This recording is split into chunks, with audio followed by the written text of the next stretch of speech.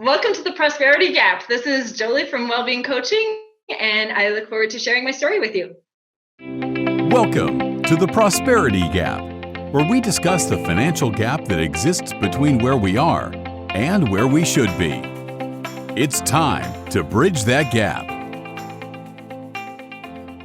Hey everyone, welcome. I'm your guest host, C.R. Talene, filling in for Dave Hall. And I have to tell you, as we're experiencing everything that's going on in the world right now with the coronavirus, I don't know if I'm more amazed with how humans are caring for one another or more terrified because of their stupidity and panic buying and so much more. And your host, Dave Hall, is currently on lockdown in Puerto Rico for 2 weeks, along with every business on the island. You get me filling in for the podcast. And I am very, very excited because with all the chaos in the world, I'm happy to introduce you to somebody I've been following on Instagram for a while. Not only is she Canadian, which is very near and dear to my heart, because my father and my family line all come from Canada and Sweden, but because she's truly a master at her craft. Jolie Viguers is the owner of Wellbeing Coaching. She's a certified financial coach, a CPA with 20 plus years in accounting and finance roles, and she is super passionate about traveling with her family. Did I do okay? Yeah, that sounds great. Thank you. Yeah, well, Jolie, welcome to the show. I'm so glad you're here right now. And we talked before the show just about life. How are you doing?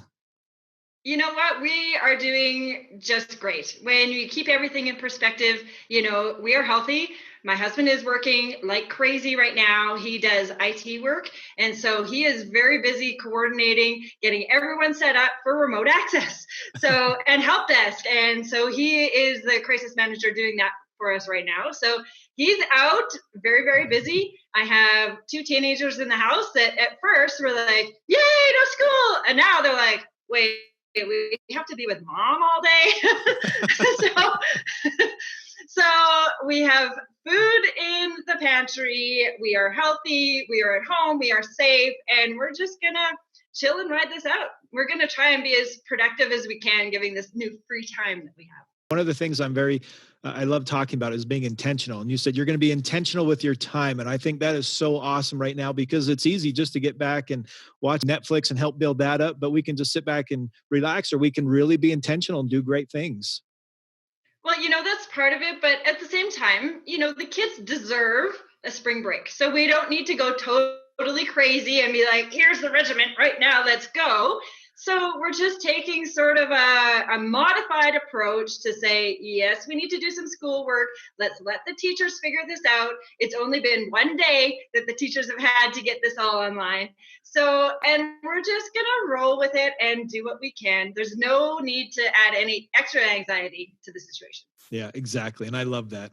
Well, Jolie, let's start out by having you share your story of how you got started in coaching. I would love to hear that, and how that role has played in your family finances and how that's helped you move forward. Okay, so I grew up in Saskatchewan, so that's the province next door, and on a grain farm. So my parents were quite conservative with their money and, very smart, very intentional. My graduating class had 10 people in it. So we're talking small town, yeah. Right? So I had to do some correspondence classes and stuff there. And so I took accounting as one of them. And I knew I wanted to be an accountant. So then I moved to Calgary, big city, when I'm 18, be like, woo! So I got my business degree.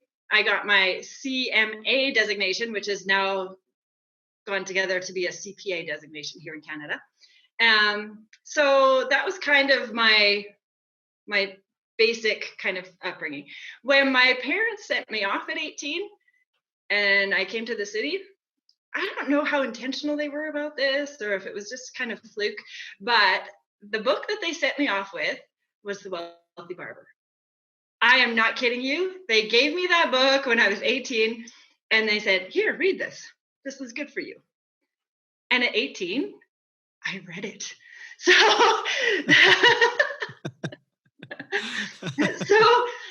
that's kind of the basis of where I started, right? And so I had some jobs here in Calgary I was super excited. I had my first good job was the photocopy girl at a law firm.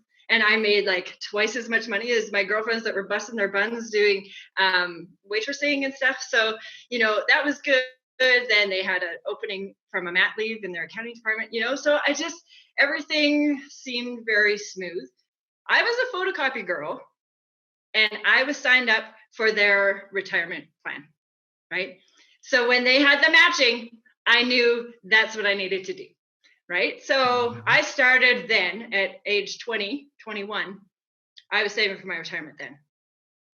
Wow. Anyway, so then also at school, I met my husband. So, of course, that's a long, kind of boring, actually, love story.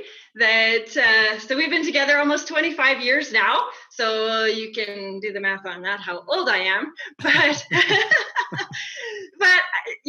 we've been a really good match.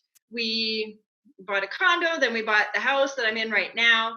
And we were, again, very intentional about that. We made sure that when we bought, we could afford it on just one income. So then we didn't have a problem at all when I had our first baby, and I stayed home from then on for 8 years.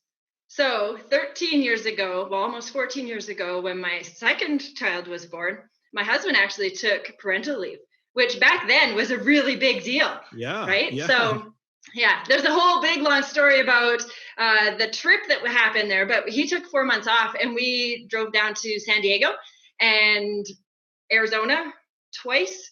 Anyway, just enjoying the time with the kids and exploring and adventuring and just having a good time. So that's part of where our love of travel and stuff shows through in our budget, right?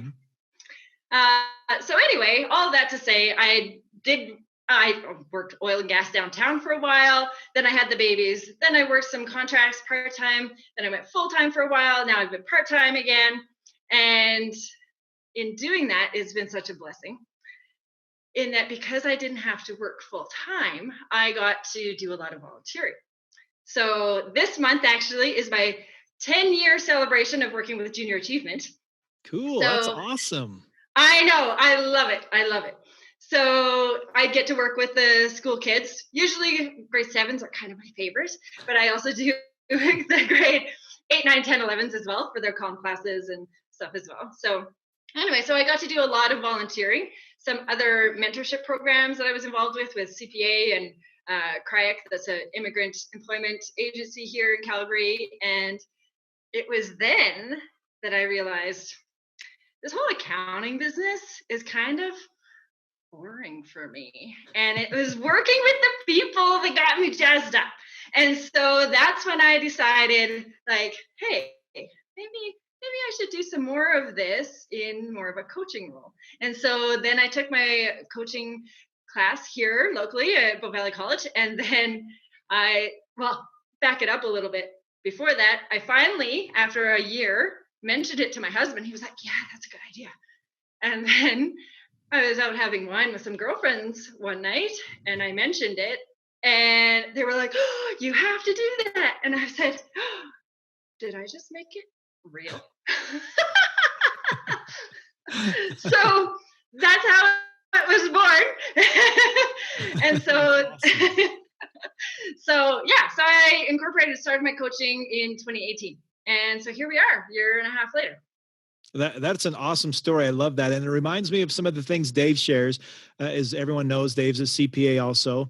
And the one thing about Dave that I really love is I said, how was your appointment? How was your meeting? We always talk about different things.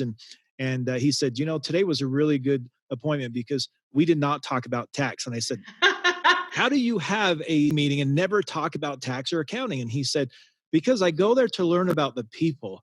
I go there to understand who they are, because then I can do the work later, but I'm there to build relationships. And I thought, okay, this is somebody who gets it, right? And that's the real reason when I worked for Dave, is because he got it. And I love that you say that, because the tax part is the boring part, right? But it's the meeting with people. And I love that you say that, because it's business coaching. It's working together. It's helping them through their process. And I'm sure what you deal with is more than just financial aspects. I'm sure it's well-being. It's a lot of other things that you don't realize that you're going to take on until you meet with that client. Yeah, absolutely. And, to your point, yes, I have the business background. I still work part-time as a controller as well. So I can do that and I know how to do that. And, spreadsheets are my life. Yeah, I get all that. But every time I sit down with a client, it's a totally new scenario, right? And we spend a lot of time on their mindset, right? Mm-hmm. Because that's what drives it all. Even for my business owners that I'm working with or my coaching clients, it's all about their mindset. And so that's what I spend a lot of time working on, their values and their goals. Our whole first session, that's all we talk about is values and goals, so that we can really get to the heart of what matters to them, right? Yeah. Yeah, exactly. And now your tagline for your business is coaching with confidence for financial independence. Tell me what that means to you so we can help others build more confidence, especially in their financial independence goals. I don't want to go too far on the aside, but there's the whole FIRE community, financial independence, retire early. So they have their own definition of what FIRE and FI means, right? Financial independence, because, that means that you have enough assets in the bank that you can live off of their passive income indefinitely, right? So that's not necessarily the way that I take it, because I like to be able to say financial independence for any age, right? So when I'm talking to my young clients or my teens, then it's more about how do we get you out of mom's basement, right? We want you to be Yeah. financially independent, right? Yeah. So, you can spin it that way. Then it's also for the whole opposite end of the spectrum, right? I have some clients that are in their 60s. And how do we make sure that they're secure in their retirement plans, or they're, slowing down their working plans to Mm-hmm. make sure that they can be independent, right? As we know, especially right now with what's going on in the world, you can't necessarily rely on any government or even what you have in the bank, right? So let's Yeah. really be intentional to make sure that we can be self-sufficient as much as Mm-hmm. we can. Yep. So then when it comes to coaching confidence, I mean, sometimes I have quite a few clients that are single women, for example. And so they don't have a partner, they don't have a spouse that they bounce all these things off of. Like, well, should I put it in my TFSA or in my RSP? Do I have enough in my RSP? What should I be doing here? Is my travel budget too high? Right? I get all of these kinds of questions because they don't have the partner to bounce it off of. Right? Mm-hmm. So it's sometimes they're totally on the right track. They totally have it organized. They're just not confident to do it yet. So I don't know, coaching confidence, that's what I do essentially, is to help my clients become more confident in their finances, right? In their Mm-hmm. whole strategy, right? I'm not there to say, oh, you need to buy this hot stock. I can't even do that, right? I'm not licensed. I'm not prepared to give any kind of investment advice. But what I can do is a lot of education, right? And with that education comes the confidence, right? Mm-hmm. Oh, I Exactly. know what an ETF is now. I get it. I understand what a brokerage is. And, so all these different things come into um, into place for them without being overwhelmed, right? Because, Mm-hmm. I mean, this information is all online. It's in the library, right? But when Yeah. you see the self-help finance book shelving, you're like, yeah, I'm out, right? Yeah. so so then that's where I can come in and say, oh, okay, in your situation, this is what you need to do, right? Mm-hmm. So I have some clients, a couple in their 30s, and they're like, are we saving enough? Does this even make sense? And then they hear about FIRE and they're like, so we did your calculations, but we think we did it wrong. And I'm like, well, let's see. And I take a look and I'm like, no, you're right. They're like, Mm-hmm. what? They can't believe it, right? And so, they're so going to be on this whole FIRE journey. I'm so excited to see where it takes them, right? So, but it's that confidence in that we don't have anyone unbiased that's just there to tell us, like, no, you're good, or here, this is what you need to do, or more importantly, the part I really love the most is when I can say, check out this resource. Like, here, read this blog or this book or this podcast, right? All these different resources and let me know which one resonates with you, right? Mm-hmm. And so then, I love it. They come back the next time and they're like, wow, we went down a rabbit hole on that one. I'm like, perfect. Because I piqued their curiosity and their continuous learning is going to continue. And that's what I love, because one of the things that when I started following you is that you were big on education. And I think that's one thing that you noticed. And I also noticed that you just don't give people the answers. You help them to find the answers. And Mm-hmm. that's a huge part right now, especially in the FI communities. People need to be able to do this on their own instead of having you handhold them through the entire process. And one of the things I thought was very interesting is you have right now is you have the three different boot camps that you teach. You teach teens and you teach adults. And I'd love to hear a little bit about that, because you talk about different tools and resources.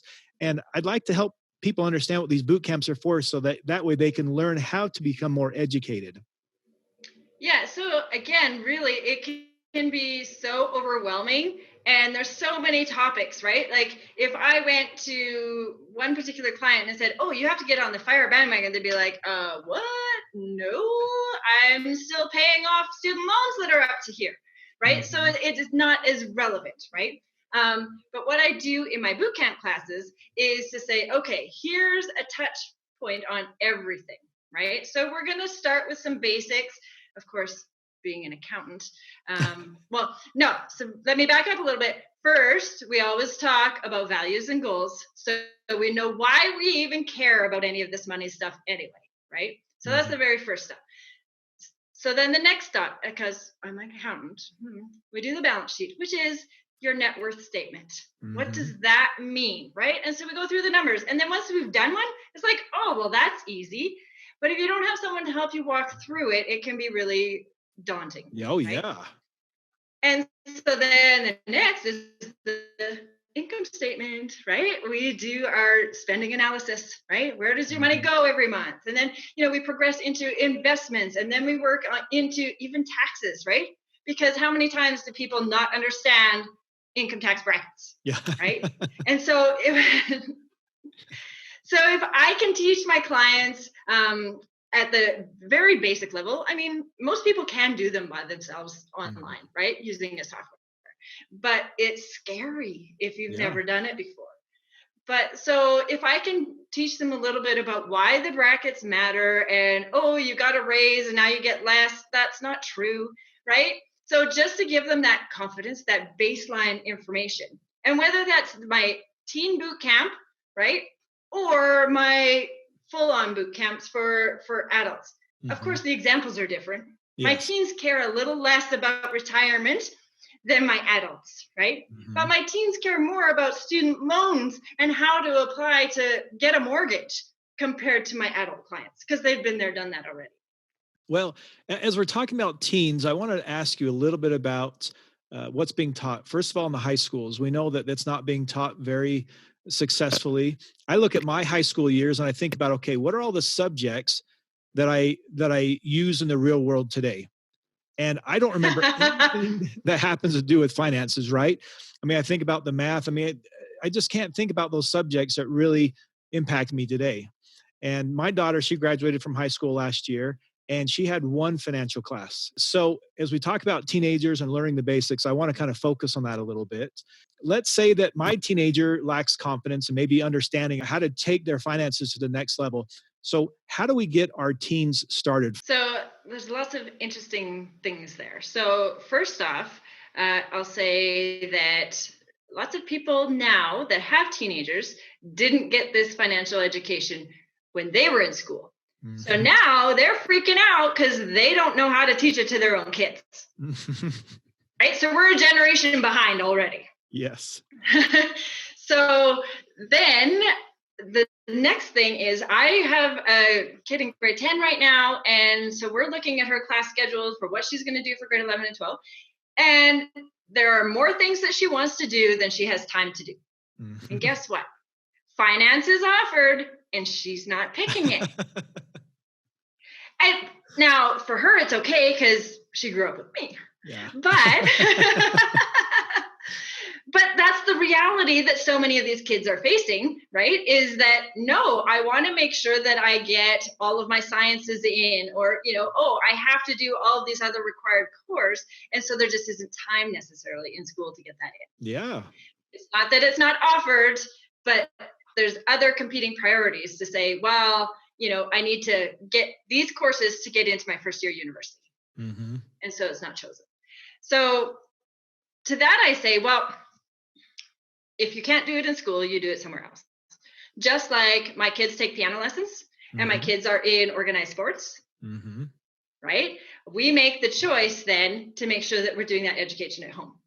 Yeah. And, it's not that I sit down and have a finance 101 with my teenagers at home. That's good. That would probably go over really well. But, the point of it all is that my kids have learned it since they were 3 years old. Right? At the grocery store, they don't get the chocolate bar at the cashier, right? Yep. And so there's lots of ways that I do it at home with my family, but it's one of those things that for any other parent out there, that's trying to decide, oh, what should I do with my kids and how do I teach them this when I don't even know? There are lots of resources out there, right? And so it doesn't have to be, oh, pick me because I'm a coach and I do these classes. But there are tons of resources out there. And so just start looking and asking. And you might find it easier to say, I want my kids to learn this, rather than admitting, I don't know it and I need to learn it. Mm-hmm. Because that's the hard part that I have with my clients is the biggest hurdle is for them to reach out and say, I need help. Yeah. That's the hardest part right there. Mm-hmm. Once we've made that first connection and I say, hey, let's just chat about it. Let's see where you're at, see if I can help, whatever, right? The hardest part is long behind us. Mm-hmm. So I think it's maybe easier for the parents to say, I need someone, who's educated and ready to teach my kid. Also because my kid doesn't want to listen to me. Yeah. But to say, I want to make sure that my kid has this as a tool. Mm-hmm.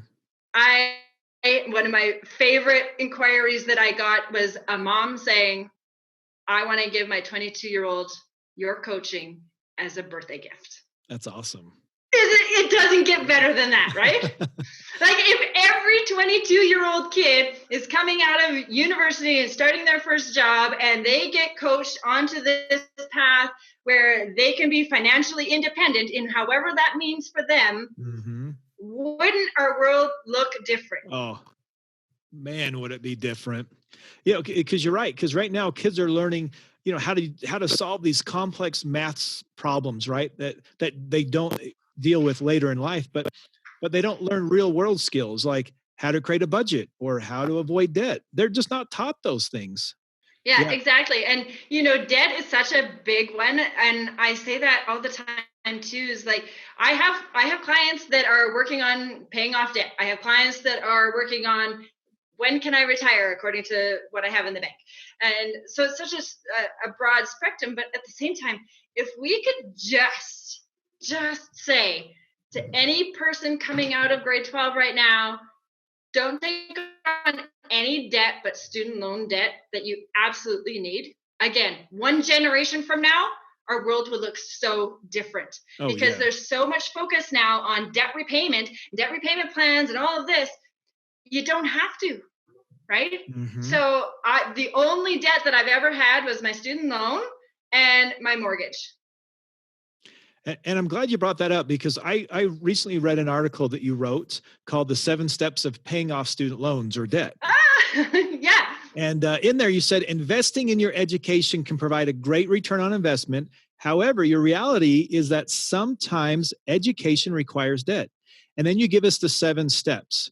So what advice would you give to parents with teens who are possibly going to college and saying, do I get into debt? Because this could be, do I go pay for a college that's way out of our league? Do I get the closest college? Do I get the most affordable college? Do I add in a tech school? What's your advice to those moms who are, because we kind of dove into this, I want to ask about this college piece. It's, again, so personal. right? For every kid, it's going to be something different. And for every family situation and for every financial situation, it is something different. In Canada, of course, it's not nearly as extremely expensive as it is in the United States. Mm-hmm. And so there are definitely strategies on how to get things cheaper and be smarter and all of that. And there's even such a backlash now in, we don't need this education. We're just going to do some gig economy and do our own thing, right? Exactly.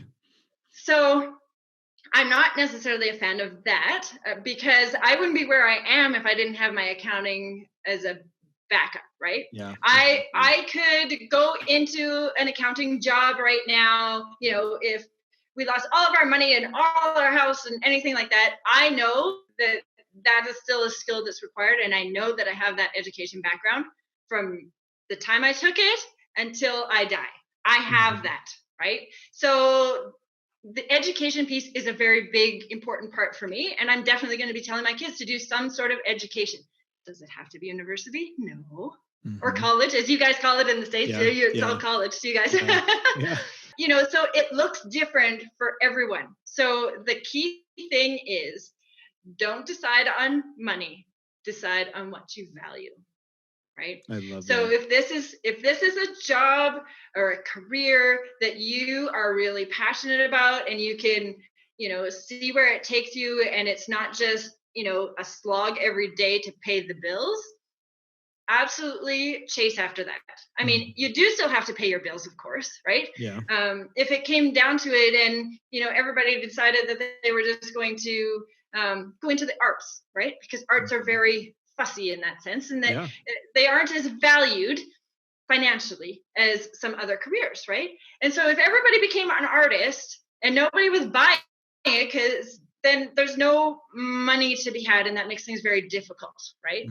And so it's what matters to you. That, yes, obviously you need to be able to get a career in the end, but I wouldn't say don't do it because you have to go to university and get a student loan, right? I know that there's some interesting calculations and such in the new book called Quit Like a Millionaire by Christy Shen and Bryce Young. It's Canadian, of course. I have to give them a little shout out about talking about basically the ROI of, what these different careers could be, should be, and how you can make that decision as well.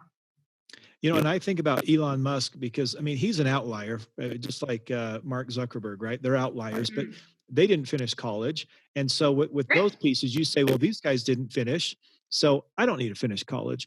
And the other sense, you have people that go to school and they become an accountant or lawyer, but then when they get into the real world, they absolutely hate it, so they switch careers. And so I look at that too and say, okay, so I love that you said it has to be an approach that has to be personal, right? Or has to be one-on-one. You can't blanket it and say, well, this is what all my friends are doing, I'm going to do the same.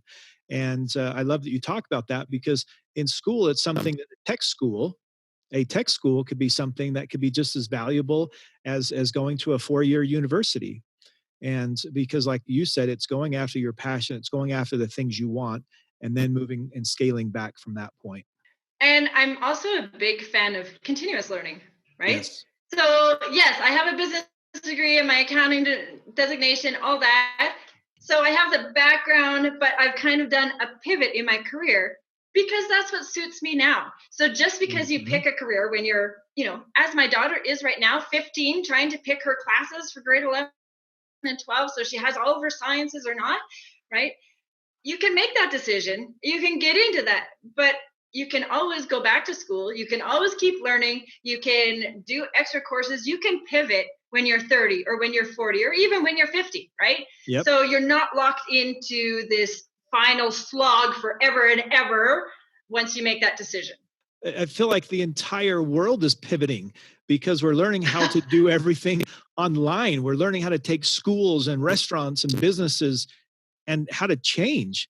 And so right now I feel a big pivot, and that's what we're going through. But even in life, the continuous education, and we talk about this all the time at our office, but readers are leaders, right? So those who are reading are leading.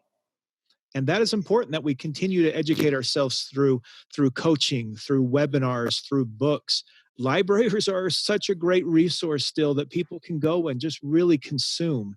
And I think it's really important. And I think you're right on. There are, again, like I said, in the library, you would be overwhelmed with the personal finance, but there are some books that are really catering to the younger people, and a storybook, it's not a hardcore number, you must do this. So I'm going to throw out two titles that parents can look into. One's called The Latte Factor, and the other one is called Wealthing Like Rabbits, and that one's Canadian as well, so I gotta give a little plug for that as well. And they're easy reads. And guess what? Yep, I gave them to my 15-year-old, and she devours books in no time anyway. But so she's kind of been my, what do you think of this? What do you think of that? And my test subject for these things. And I think just going into it with an open mind, right? It doesn't have to be like, oh, now you must sit down and do your calculus. No. Read this. It's a fluffy little story. It's going to talk a little bit about this and that, how you need to save and compound interest, and be like, oh, okay, right? So I think it's a soft introduction. And then there's going to be some parts of that are like, ooh, really, I need to know more about that real estate investing stuff. Especially right now with this whole virus thing going on, there's a lot of panic, there's a lot of anxiety. It's a great opportunity to just sit back and research, right? Now's the time to look. It's exciting times. If you're 18 years old right now and you've got money, you're like, what? Everything's on sale. I don't know when it's going to go off sale, if it's going to go on sale more, or what's going to happen, but there's an incredible opportunity.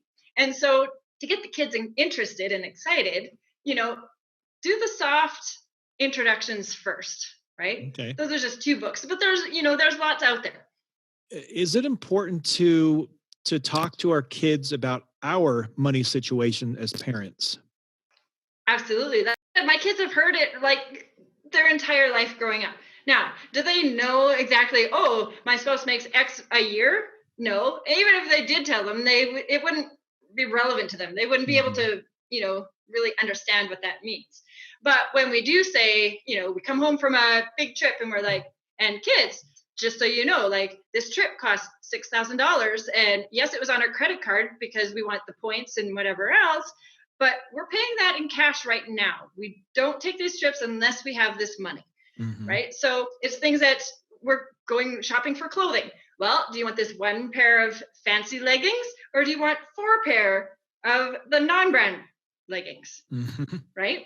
So our kids hear our value based discussions around money all the time, right? Even at the grocery store. Well, do you want the brand name, whatever, peanut butter, or the no name peanut butter?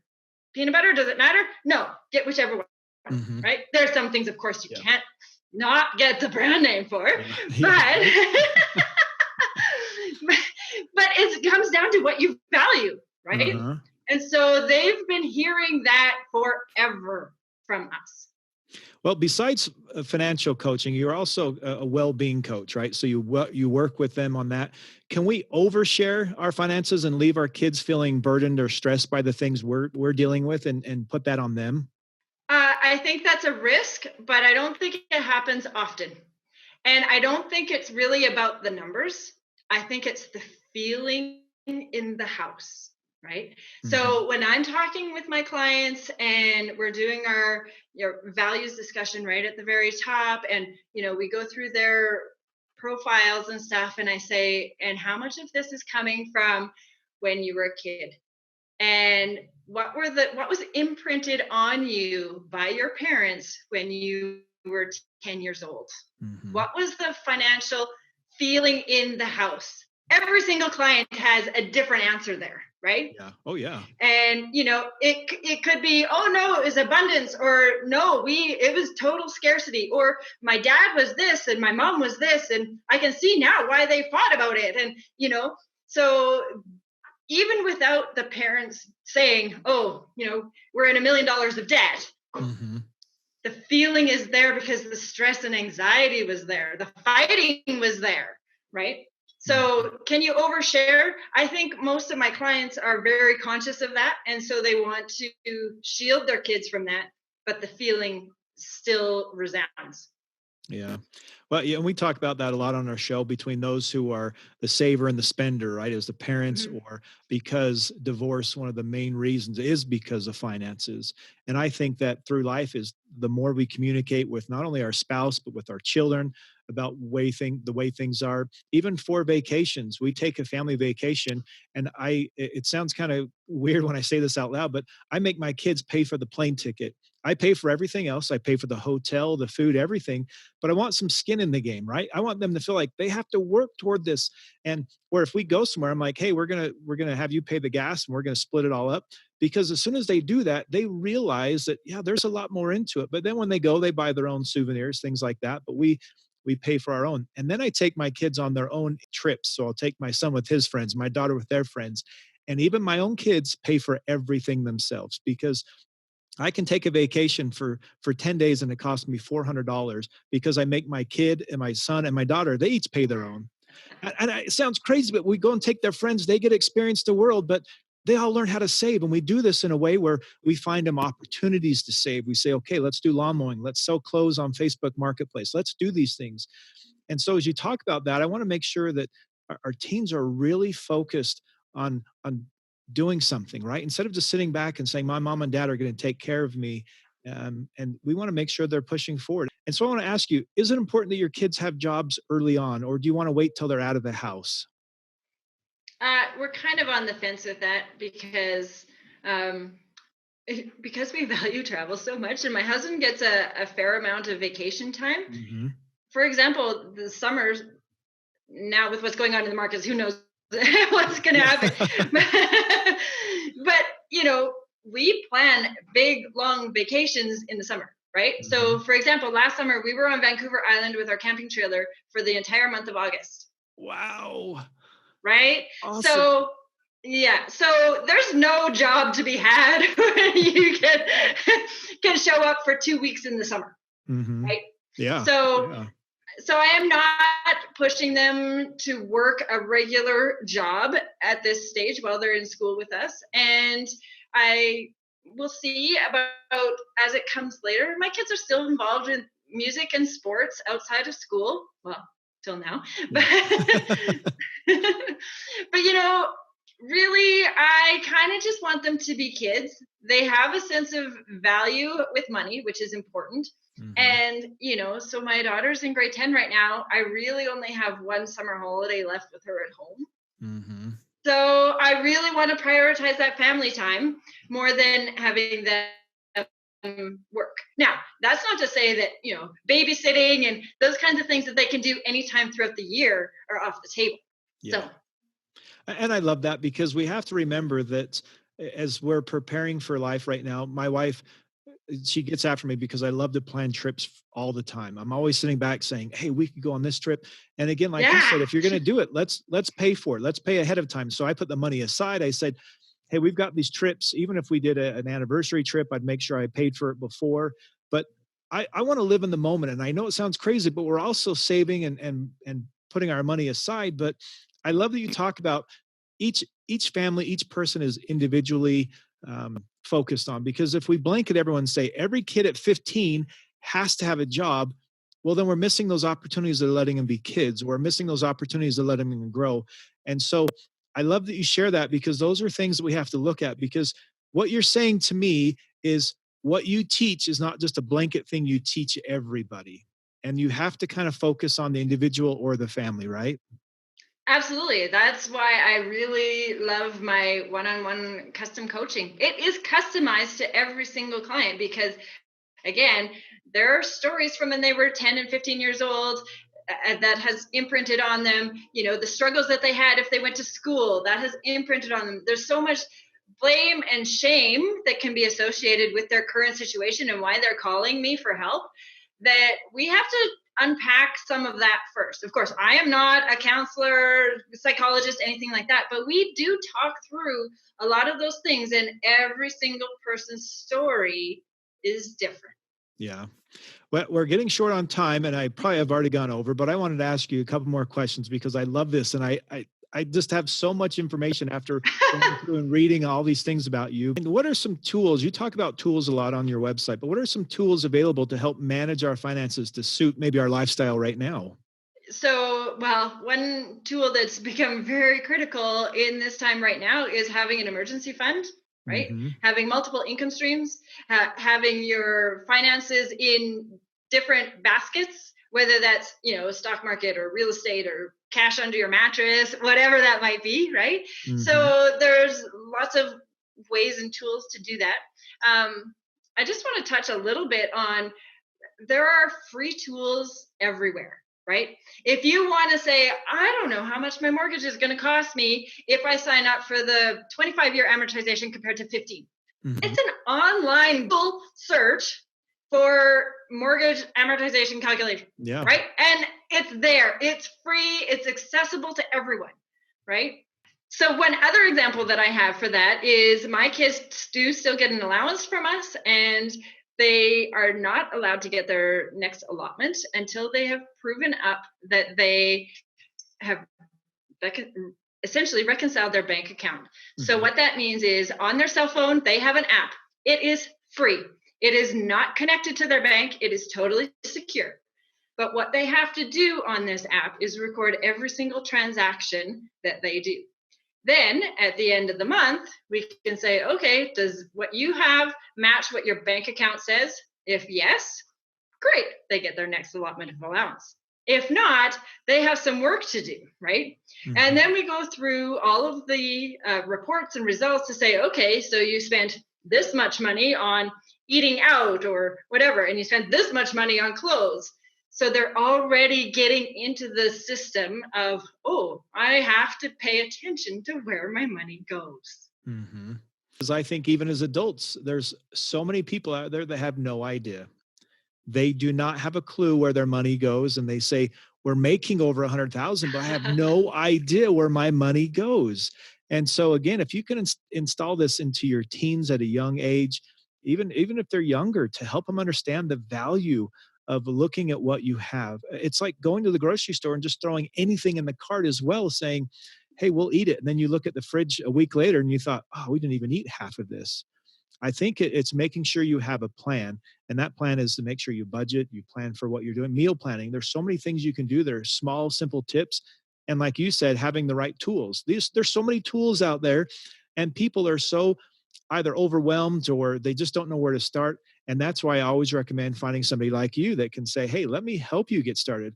Look at your boot camp. You have 3 basic boot camps that can help people understand, and they can also go for coaching. There's books, there's apps. There is so much out there right now.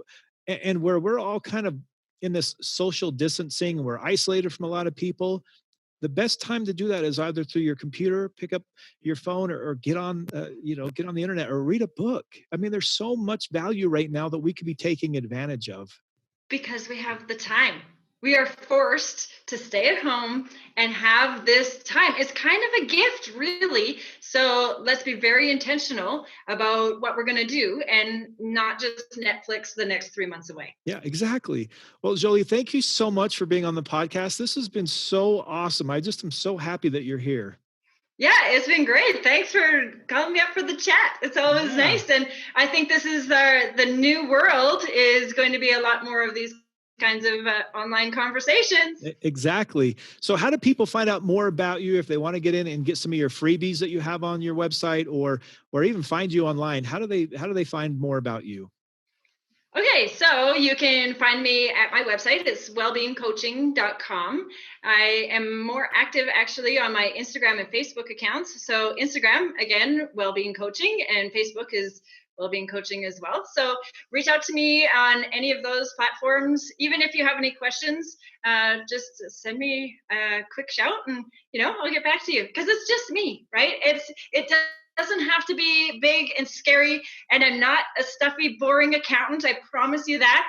And so just send a note. I can see you laughing.